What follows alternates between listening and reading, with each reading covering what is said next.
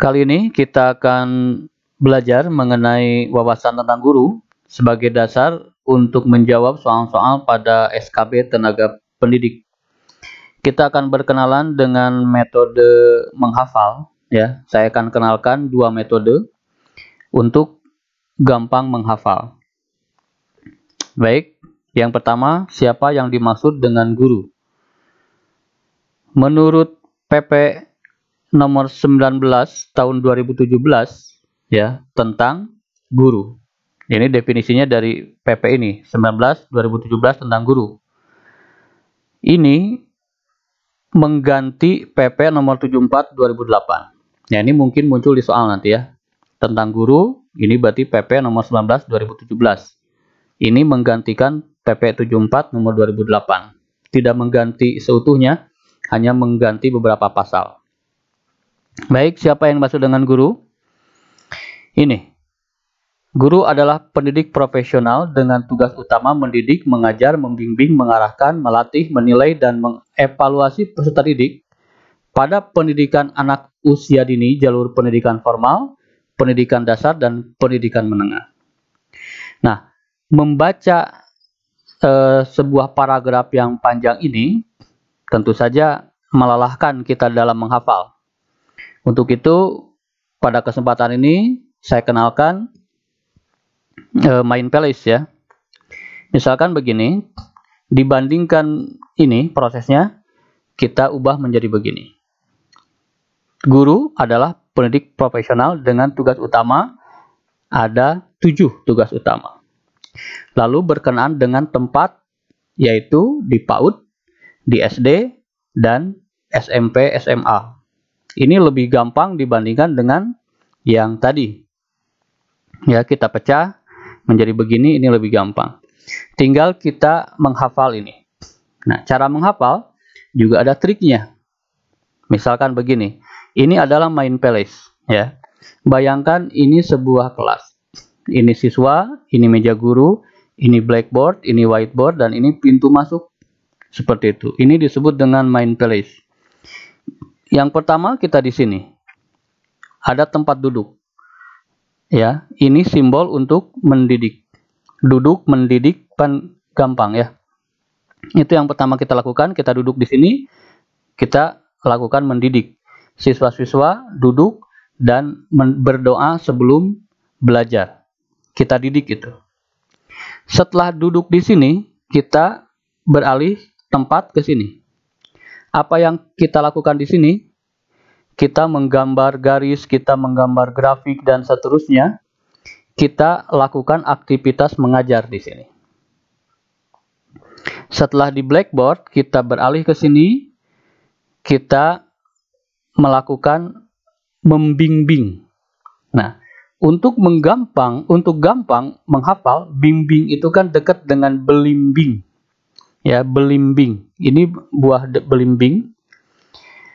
Nah, bayangkan kita tuh menggambar buah belimbing yang besar di whiteboard pakai spidol. Bayangkan itu. Karena untuk memudahkan menghafal adalah kita menggunakan imajinasi full dan berwarna. Gambarkan belimbing di situ. Nah, lokasi keempat adalah pintu. Ya. Di pintu kita mengarahkan siswa untuk keluar karena ada lonceng untuk latihan gempa. Oke. Jadi di sekolah itu ada latihan untuk menghadapi gempa. Lonceng dibunyikan sehingga kita mengarahkan siswa untuk keluar. Ini ada tanda arah ya. Kita mengarahkan siswa untuk keluar. Nah, kemudian, karena kita ada di lantai atas, maka kita latih siswa untuk turun secara selamat. Pakai tali dan pakai tekniknya. Kita melatih siswa. Kita melatih siswa bagaimana cara turun yang bagus. Begitu. Nah, semua siswa yang turun melakukan kegiatan ini, kita nilai. Menilai. Nah, karena siswanya banyak, kita dibantu oleh staf OSIS ya, yang namanya EVA untuk membantu kita menilai murid-murid yang turun. Di sini mengevaluasi. Begitu. Nah, bandingkan dengan cara yang tadi. Yuk, kita ingetin dulu. Yang pertama, kita di sini posisinya mendidik. Lalu pindah ke blackboard, mengajar. Lalu ke sini membimbing karena blimbing. Lalu ke sini mengarahkan, ya, karena ada bunyi lonceng. Kita mengarahkan siswa. Ini yang keempat, posisinya ada di pintu. Kemudian setelah itu kita ajak turun mereka dari lantai atas. Kita melatih. Lalu kita menilai dan dibantu oleh Eva, yaitu mengevaluasi. Begitu. Yuk, coba. Ini mendidik. Ini mengajar. Ini membimbing. Ini mengarahkan. Ini melatih. Ini menilai. Ini mengevaluasi. Silakan diulang lagi supaya hafal. Baik. Yuk, sekarang kita coba ingatan kita. Guru adalah pendidik profesional dengan tugas utama. Yang pertama apa?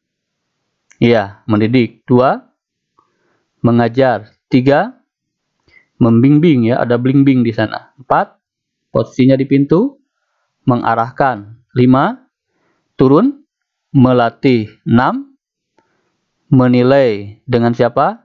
Dengan Eva, mengevaluasi. Lebih gampang dibandingkan kita hanya membaca saja. Nah, tempatnya di mana? Tempatnya adalah di PAUD, ya, pendidikan anak usia dini, jalur pendidikan formal. Yang kedua, sekolah dasar, pendidikan dasar. Yang ketiga, pendidikan menengah. Itu definisi guru menurut PP 17. Guru adalah pendidik profesional dengan tugas utama mendidik, mengajar, dan seterusnya. Silahkan diulang lagi, insya Allah hafal. Nama teknik ini disebut dengan mindfulness, ya. Baik, kita lanjutkan ke pengetahuan yang kedua tentang guru. Apa perbedaan sertifikasi, sertifikat pendidik, dan tunjangan profesi? Sertifikat pendidik adalah bukti formal sebagai pengakuan yang diberikan kepada guru sebagai tenaga profesional. Sertifikatnya, gitu, kertasnya, itu sertifikat pendidik namanya. Ya, sebagai bukti, gitu, bahwa dia itu diakui sebagai guru yang siap mengajar. Ya, profesinya sebagai guru. Tidak hanya bisa menerangkan, tapi memang sudah menempuh jenjang formal pendidikan. Sertifikat namanya. Yang kedua adalah sertifikasi. Sertifikasi itu proses. Kalau ada kasih itu kan proses, ya. Kalau ada si ini kan proses. Proses pemberian sertifikat berarti. Ya, sertifikasi namanya. Nah, sering diinikan dapat sertifikasi. Itu bukan. Yang dimaksud adalah tunjangan profesi. Tunjangan profesi ini berupa uang, ya, sebesar gaji. Tunjangan profesi adalah tunjangan. Sebagai apa? Sebagai penghargaan atas profesionalitasnya. Begitu, tunjangan profesi. Gitu. Kepada siapa? Kepada yang sudah memiliki sertifikat. Itu tunjangan profesi. Itu istilah, ya. Ada sertifikat, ada sertifikasi berarti proses, ada tunjangan profesi untuk menghargai sertifikat itu. Proses sertifikat. Ya. Proses sertifikat itu nggak gampang, ya. Banyak yang ini adil nggak, yang sertifikasi dan seterusnya.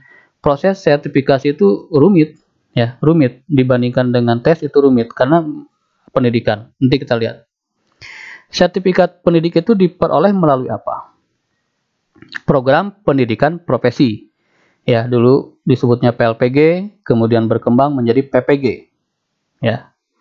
Program pendidikan guru. PPG, ya, istilahnya PPG.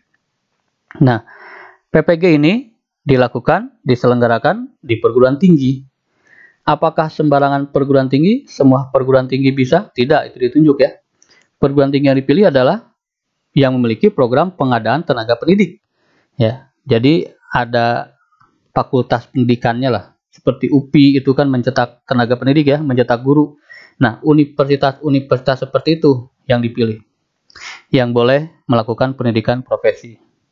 Dan juga harus terakreditasi bagus, gitu. Jadi tidak sembarangan universitas yang mencetak guru, tapi kalau akreditasinya kurang bagus itu tidak diperkenankan dan dipilih sebetulnya ini oleh pemerintah. Ya, mau negeri mau swasta, tapi dipilih dulu dengan ketat. Diatur di sana ada harus berapa banyak ininya gitu ya, profesornya misalkan begitu, ada kriteria-kriterianya lah. Ini sebagai gambaran aja. Lihat ini proses dari Juni ya, dari Juni ini tahun kemarin, proses Juni ya, sampai berakhir programnya itu November gitu. Ya dihitung aja nih berapa bulan, lama ini prosesnya gitu. Jadi memang harus dihargai juga yang melakukan PPG dalam jabatan. Guru dalam jabatan itu berarti yang sudah mengajar ya, melakukan sertifikasi, maka ini prosesnya lama itu ya. Secara online aja belajar mandiri ini Juli sampai September begitu. Nanti ada workshop dan seterusnya, ada PPL dan seterusnya. Silakan nanti dibaca detailnya, itu lumayan menyita waktu dan menyita tenaga ya. Ada prosesnya, praktek mengajar dan seterusnya, meninggalkan keluarga selama 2 bulan dan seterusnya. Itu proses untuk mendapatkan sertifikat. Jadi tidak gampang ya. Lalu kapan sertifikat itu berakhir, masa berlakunya? Nah, sertifikat itu berlaku selama bersangkutan melaksanakan tugas sebagai guru. Gitu. Jadi selama dia jadi guru, sertifikat itu cuma sekali. Gitu ya. Cuman pemerintah nanti melakukan uji kompetensi guru secara berkala lah gitu. Kita mengerjakan soal lagi seperti tes CPNS begitulah. Tapi sesuai dengan kompetensi-kompetensi yang diujikan.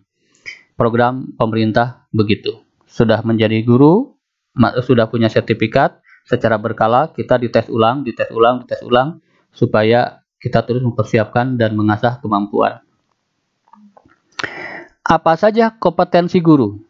Kompetensi guru ada 4. Yang pertama, kompetensi pedagogik, lalu kepribadian, lalu sosial, lalu kompetensi profesional yang diperoleh melalui pendidikan profesi.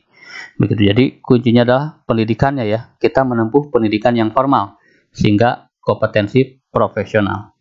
Begitu. Nah, ini muncul di soal nanti ya. Nanti ini muncul soal. Setelah kita belajar rangkuman materi, nanti kita akan latih soal di video-video berikutnya. Nah, saya kenalkan sekarang metode menghafal lain, ya, yaitu mind mapping. Seperti ini. 4 kompetensi guru.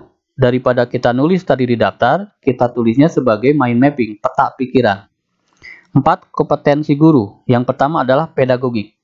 Nah, kalau tulisan saja, memori kita tidak akan magnet gitu ya, tidak akan terserap begitu. Pedagogik.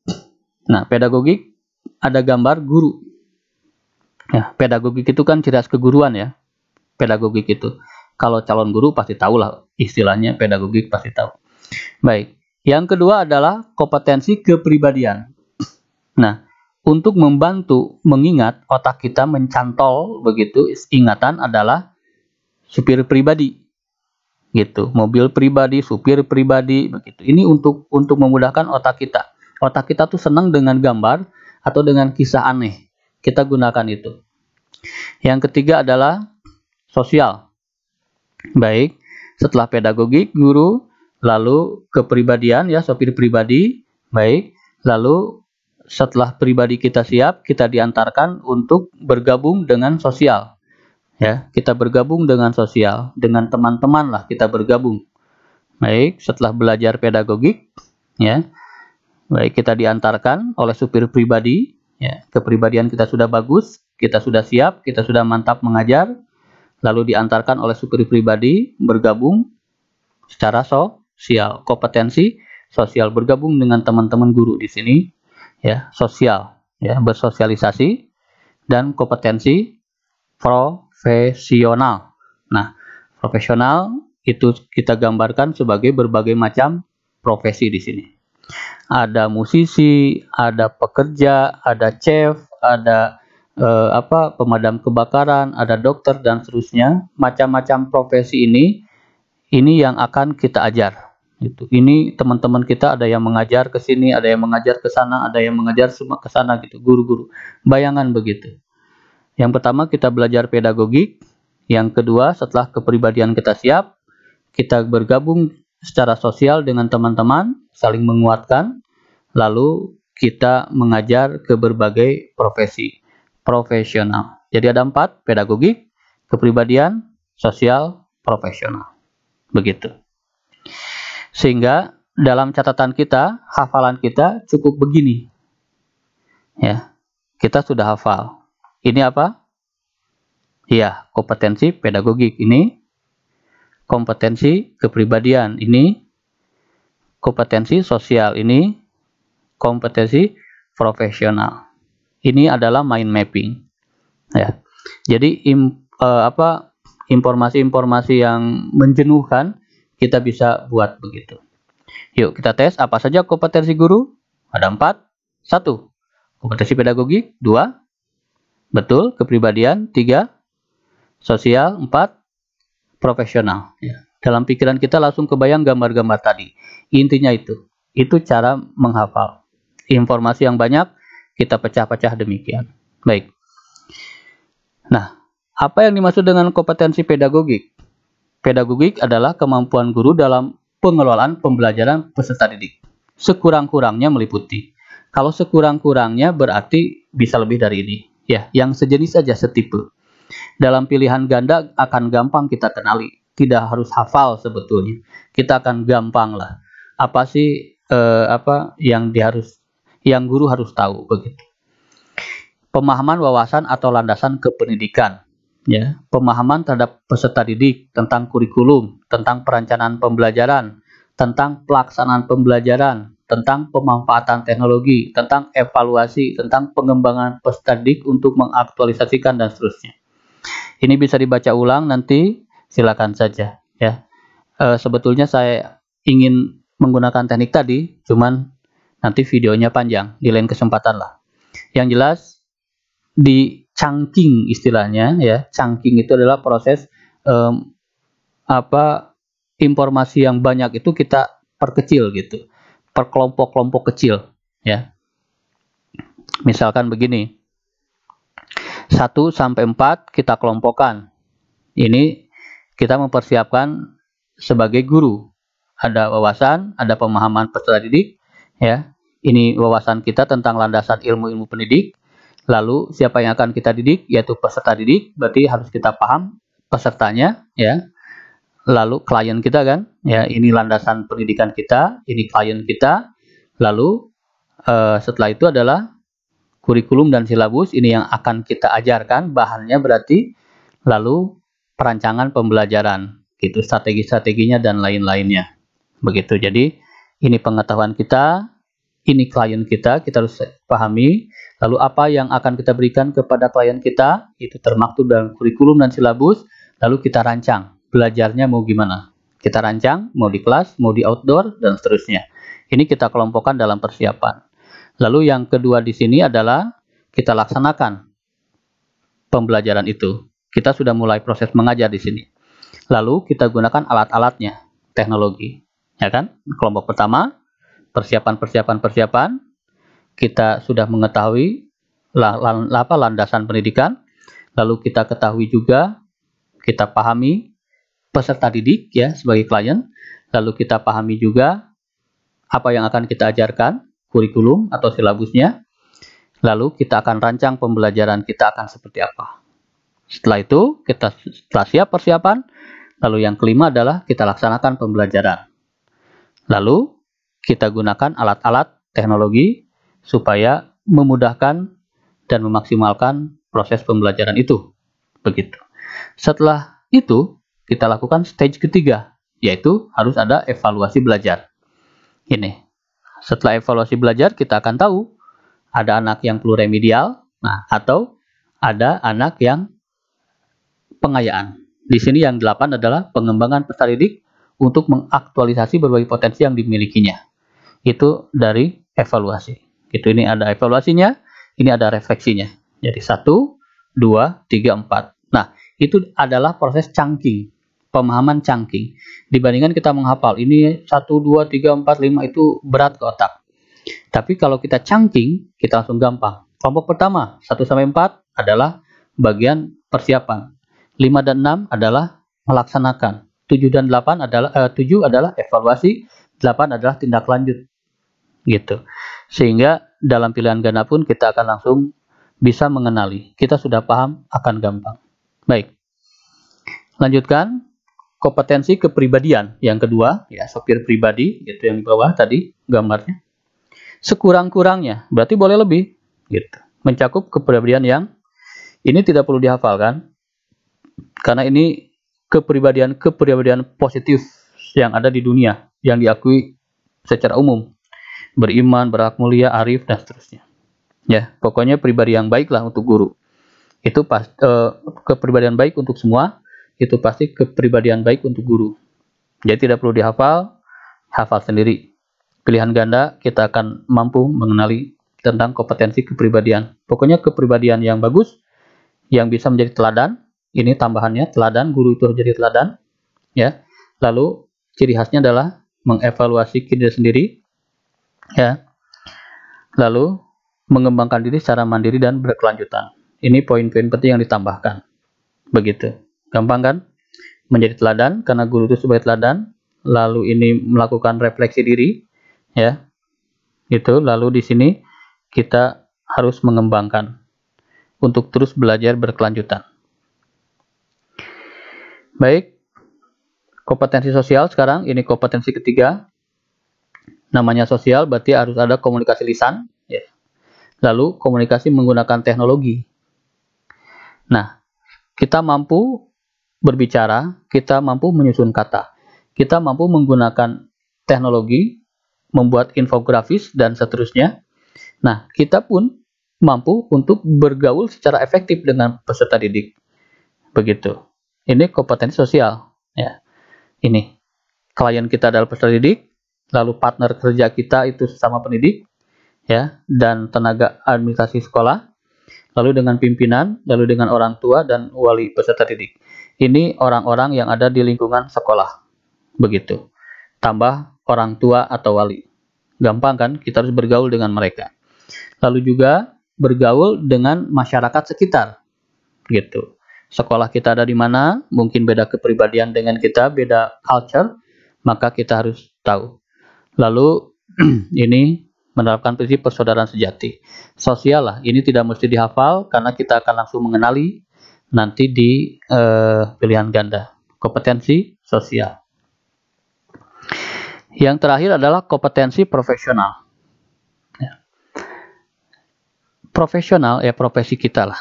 Ya. Kita menguasai ilmu pengetahuan kita, gitu. Mau ilmu pengetahuan, mau sifatnya guru yang teknologi, misalnya robotik dan lain sebagainya, atau guru seni, ya, gitu. Sekurang-kurangnya menguasai hal-hal berikut ini. Materi pastilah, lalu konsep dan metode keilmuan dan seterusnya. Silakan di-pause dan dibaca saja. Standar kompetensi guru yang tadi itu ada 4 kan. Yang pertama adalah pedagogik, yang kedua kepribadian, yang ketiga sosial, yang keempat profesional. Hafal kan? Alhamdulillah. Baik, ini dikembangkan oleh Badan Standar Nasional Pendidikan. Ada permen nanti yang mengaturnya. Bolehkah guru menghukum? Nah, bolehkah guru menghukum? Boleh, ada panduannya dan diatur oleh PP 74 tahun 2008. Ini masih berlaku. Ya, ini pasal ini yang merupakan salah satu pasal yang tidak diganti di PP 17 tadi. PP 74 tahun 2008 pasal 39 tetap ada. Dikatakan guru memiliki kebebasan memberikan sanksi kepada peserta didik kalau peserta didik itu melanggar, gitu. Ada norma agama, ada susila, sopan, ya, peraturan tertulis maupun tidak tertulis yang terapkan guru, gitu kan, kita sepakati dalam mendidik, ada peraturan dan seterusnya, peraturan di sekolah, peraturan perundang-undangan, dan seterusnya lah. Guru itu diberi kebebasan memberikan sanksi. Gitu.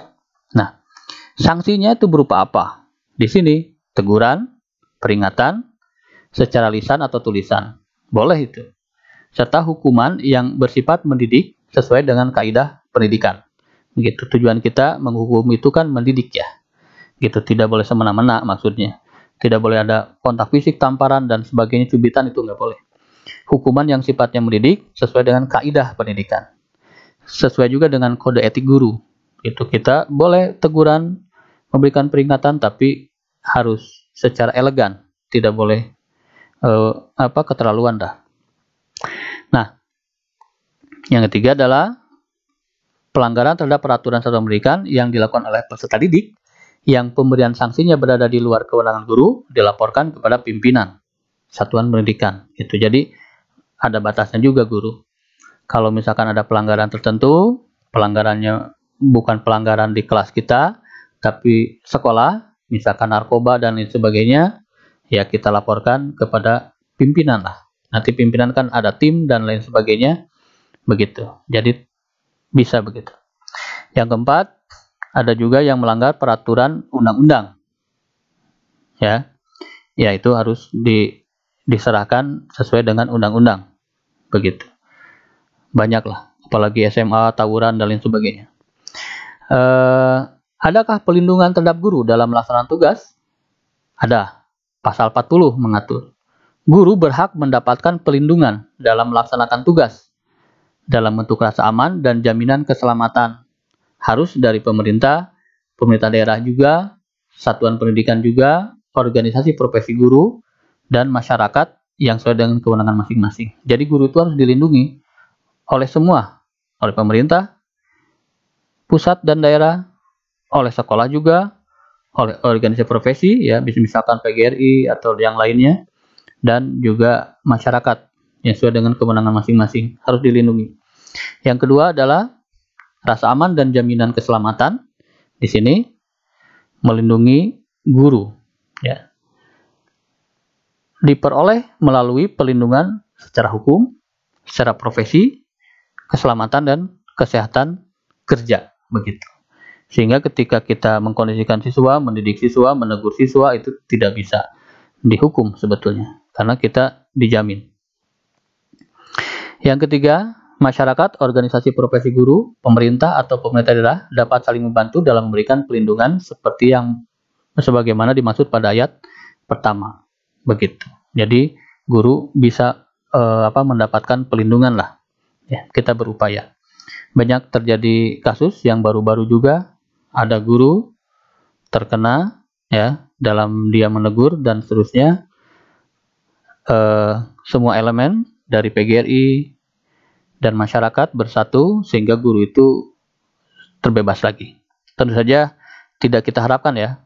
Ini hal yang paling tidak kita harapkan. Kita ingin sebagai guru yang aman gitu. Baik. Pasal 41, guru berhak mendapatkan pelindungan hukum dari tindak kekerasan, ancaman, itu perlakuan diskriminatif, intimidasi, atau perlakuan tidak adil dari pihak peserta didik, dari orang tua, dari masyarakat, dari birokrasi atau pihak lain. Ini pasal 41 melindungi guru ya dari ancaman oleh semua pihak-pihak yang mungkin yang bersinggungan dengan guru. Secara pasal 41 kita dilindungi. Guru berhak mendapat pelindungan profesi terhadap pemutusan PHK yang tidak sesuai. Ya, kalau tidak sesuai ya kita berhak mendapat pelindungan. Artinya kita boleh menggugat dan seterusnya. Pemberian imbalan yang tidak wajar, ya, pembatasan dalam menyampaikan pandangan, pelecehan terhadap profesi, dan pembatasan atau pelarangan lain yang dapat menghambat guru dalam melaksanakan tugas. Silakan dibaca saja, dipahami. Ya, saya kira ini sudah bersifat general. Kalau muncul di pilihan ganda, akan langsung kita tangkap dan kita bisa menjawab. Guru berhak mendapatkan pelindungan keselamatan dan kesehatan kerja dari satuan pendidikan dan penyelenggara satuan pendidikan terhadap resiko gangguan keamanan kerja, kecelakaan kerja, kebakaran pada waktu kerja, bencana alam, kesehatan, lingkungan kerja, dan atau resiko lainnya. Ini adalah hak guru, ya salah satu hak guru, gitu. jaminan kesehatan, keselamatan kerja, dan seterusnya. Jadi kalau misalnya guru SMK ada praktek, itu boleh meminta sekolah untuk menyediakan alat pelindungan diri yang memadai, dan seterusnya, dan seterusnya. Baik, sekarang kita akan bahas tentang beban kerja guru. Beban kerja guru itu yang pertama adalah merencanakan pembelajaran. Gitu. Kalau guru BK, pembimbingan. Gitu. Melaksanakan pembelajaran atau pembimbingan. Yang C adalah menilai hasil pembelajaran atau pembimbingan. Yang D adalah membimbing dan melatih peserta didik. Yang E adalah melaksanakan tugas tambahan yang melekat pada pelaksanaan kegiatan pokok sesuai dengan beban kerja guru. Begitu. Guru itu dalam realitanya tidak hanya mengajar ya. Di sekolah itu tidak hanya mengajar. Begitu. Orang awam atau yang belum jadi guru fokusnya pada ngajar. Nah, pengalaman saya selama jadi guru malah lebih banyak tugas-tugas tambahannya. Begitu. Kepala sekolah juga guru yang dikenai tugas tambahan. Ada wakasek ya, wakil kepala sekolah, ada koordinator laboratorium dan seterusnya. Nanti mengenal istilah-istilah itu. Yang jelas ini beban kerja guru ada 5 ya. Ada perencanaannya, ada pelaksanaannya, ada proses menilainya. Begitu, ada proses pembimbingan dan melatih peserta didik, ada melaksanakan tugas tambahan. Gitu. Nah, beban kerja ini paling sedikit memenuhi 24 jam. Begitu. Ini.